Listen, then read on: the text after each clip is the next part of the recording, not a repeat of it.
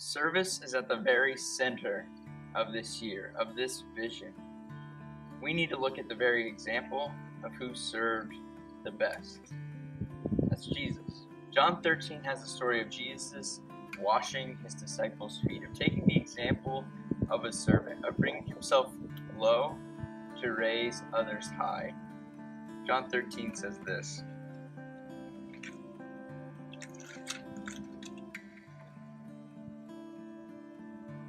Jesus knew that the Father had put all things under his power, and that he had come from God and was returning to God. So he got up from the meal and took off his outer clothing and wrapped a towel around his waist. After that, he had poured water into a basin and began to wash his disciples' feet, drying them with the towel that was wrapped around him. He came to Simon Peter, who said to him, "Lord, are you going to wash my feet?" Jesus replied, "You do not realize now what I am doing, but later you will understand." "No," said Peter, "you shall never wash my feet." Jesus answered, "Unless I wash you, you have no part with me."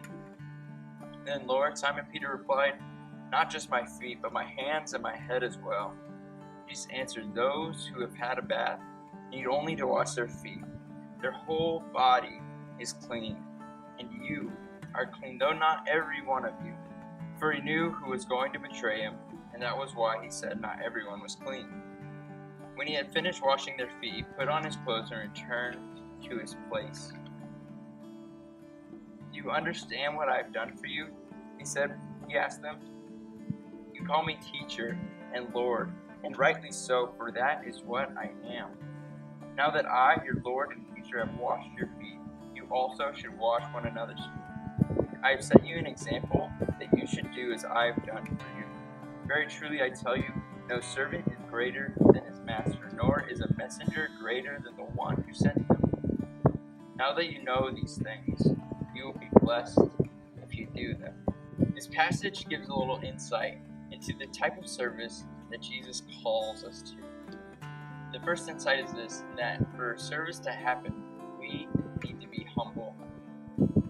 See, before washing his disciples' feet, Jesus took off his everyday clothes and put on the clothes of a servant, of a slave. Philippians says it like this, that Jesus did not think that equality with God was something to be grasped. Instead, he put on the form of a servant and became obedient.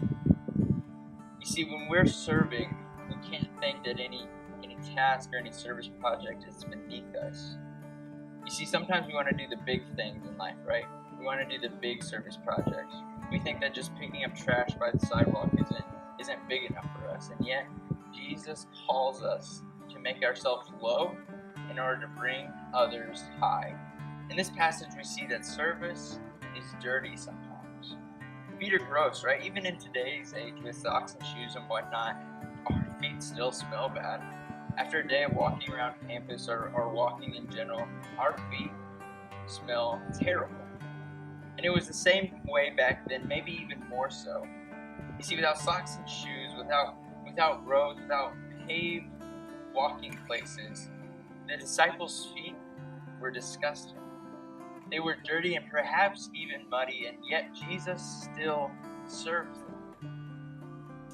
This tells us that service is messy.